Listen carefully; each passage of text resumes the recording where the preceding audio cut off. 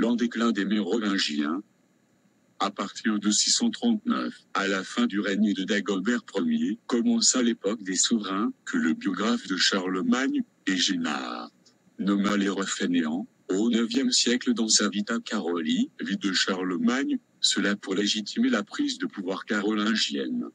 En réalité, leur inaction s'explique surtout par leur faiblesse et leur impuissance. Souvent très jeunes, les querelles familiales pour le pouvoir ne leur laissaient qu'une espérance de vie très faible. Les souverains mérovingiens devinrent les joies de l'aristocratie. D'autre part, dans un contexte général de crise économique en Occident, les richesses acquises par leurs prédécesseurs s'étaient considérablement amenuisées, à la suite de l'arrêt des campagnes militaires pour étendre le royaume, au détournement de l'impôt et aux dépenses engagées pour venir à bout des révoltes, et pour acheter la fidélité des vassaux. L'autorité des Mérovingiens s'affaiblit donc pendant cette période de pauvreté et de déclin de la monarchie, tandis que s'imposaient peu à peu les maires du palais, majordomus.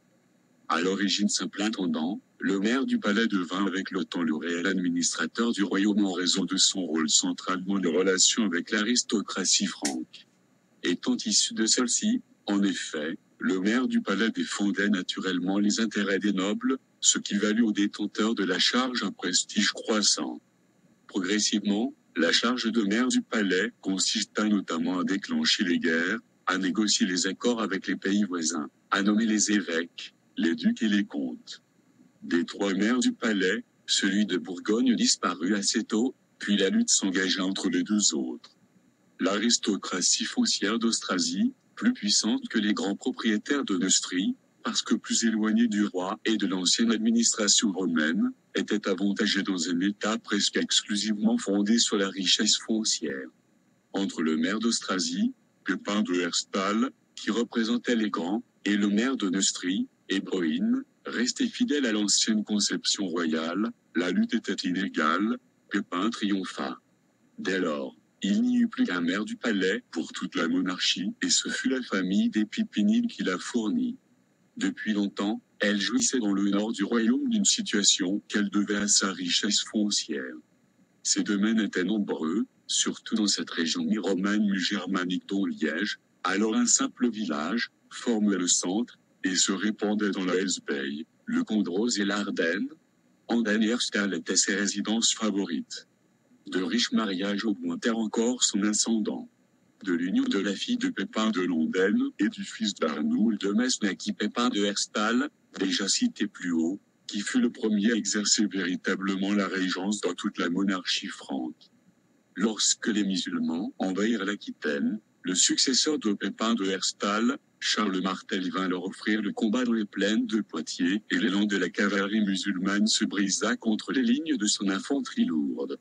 L'invasion arrêtée reflua.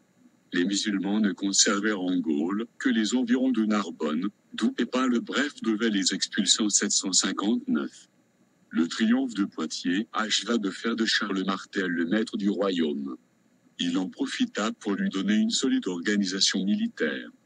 Jusqu'à lui, l'armée ne s'était composée que des hommes libres, levés dans les comtés en temps de guerre. C'était une simple milice de fantassins, s'équipant à leurs frais, difficile à réunir, lente dans ses mouvements.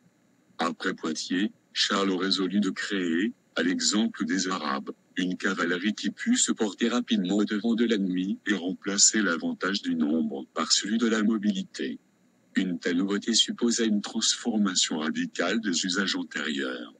On ne pouvait imposer aux hommes libres ni l'entretien d'un cheval de guerre, ni l'acquisition du couteau équipement de cavalier, ni le lent et difficile apprentissage du combat à cheval. Pour atteindre ce but, il fallait donc créer une classe de guerriers possédant les ressources correspondant au rôle qu'on attendait d'eux. Une large distribution des terres fut faite aux vassaux les plus robustes du maire du palais, qui n'hésita pas à séculariser, à cette fin, bon nombre de biens d'église. Chaque homme d'armes gratifié d'une tenure ou, pour employer le terme technique, d'un bénéfice, fut tenu d'y élever un cheval de guerre et de fournir le service militaire à toute acquisition. Un serment de fidélité renforça encore ses obligations. Le vassal qui n'était au départ qu'un serviteur devint ainsi un soldat dont l'existence fut assurée par la possession d'un lopin de terre. L'institution se répandit très rapidement dans tout le royaume. Les immenses domaines de l'aristocratie permettaient à chacun de ses membres de se constituer une troupe de cavaliers, et ils n'y manquèrent pas. Le nom primitif de bénéfice disparut un peu plus tard, remplacé par celui de fief. Mais l'organisation féodale elle-même, pour l'essentiel, se trouve dans les mesures prises par Charles Martel. Ce fut de la plus grande réforme militaire que l'Europe ait connue avant l'apparition des armées permanentes. Elle devait d'ailleurs exercer une répercussion profonde sur la société et sur l'État. Dans son fond, elle n'était qu'une adaptation de l'armée à une époque où le grand domaine dominait toute la vie économique, et elle eut pour conséquence de donner à l'aristocratie foncière la puissance militaire avec la puissance politique. La vieille armée des hommes libres ne disparut pas, mais elle ne constitua plus qu'une réserve, à laquelle on recourut de moins en moins. Les rapports de Charles Martel avec l'Église n'avaient pas été harmonieux. Celle-ci lui reprocha ses sécularisations et lui tint rancune qu'il ait refusé de venir au secours de la papauté pressée par les Lombards, alors que le pape Grégoire III lui avait fait l'honneur d'une ambassade spéciale chargée de lui remettre solennellement les clés du tombeau des apôtres. Moins absorbé par la guerre, son fils Pépin le Bref, qui lui succéda en 741 à la mairie du palais et au gouvernement du royaume, entretint très rapidement des relations suivies avec Rome. Au moment où il prit le pouvoir, les missions anglo-saxonnes chez les Germains païens d'au-delà du Rhin venaient de commencer sous la direction de saint Boniface. Pépin lui montra tout de suite un zèle et une bienveillance auxquels les apôtres du christianisme n'étaient pas habitués. Les motifs lui en étaient d'ailleurs inspirés par l'intérêt politique. Il comprenait que le moyen le plus efficace de pacifier les Frisons, les Thuringiens, les Bavarois et les Saxons, et de préparer l'annexion future, était de commencer par les convertir. D'où l'intérêt qu'il prit au projet de Boniface, l'appui qu'il lui accorda, ses faveurs à l'égard du siège de Mayence qui, érigeant métropole de la nouvelle église germanique, rattachait celle-ci, dès sa naissance, à l'église franque.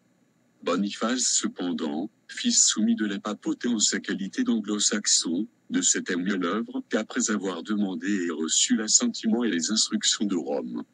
Il se trouva ainsi, grâce aux relations qu'il entretenait avec le maire du palais, l'intermédiaire naturel entre celui-ci et le pape. Or, chacun d'eux, ayant besoin de l'autre, ne demandait qu'à se rapprocher de lui.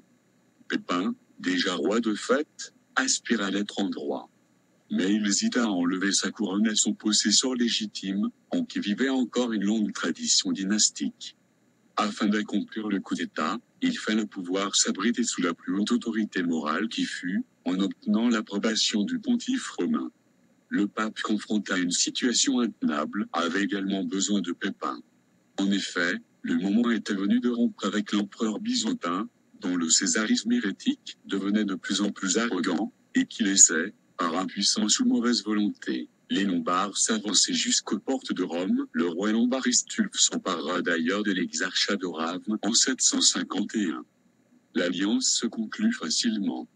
En 751, des députés de Pépin allèrent gravement demander au pape Zacharie s'il ne convenait pas que le titre royal appartint plutôt à celui qui exerçait l'autorité suprême qu'à celui qui n'en possédait que l'apparence.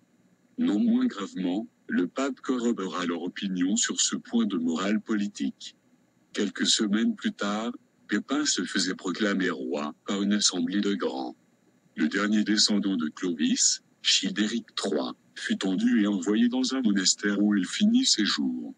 On ignore la date de sa mort. Jamais peut-être aucune dynastie ne disparut au milieu d'une telle indifférence et à la suite d'un coup d'État plus aisé. Pour assurer sa légitimité, Pépin fut sacré roi en 754, à Saint-Denis par le pape Étienne II. Son couronnement marqua, par la suite, l'avènement de la dynastie des Carolingiens. Les Mérovingiens et l'historiographie, à partir du règne de Charlemagne, commença une véritable entreprise de dénigrement de la dynastie mérovingienne, dont le principal responsable était Ginard. Afin de justifier le coup d'État carolingien de 751, celui-ci laissa à la postérité une image bien terne des Mérovingiens que certains historiens du XIXe siècle reprirent, image qui a été diffusée par l'école, et qui est encore dans l'esprit de beaucoup.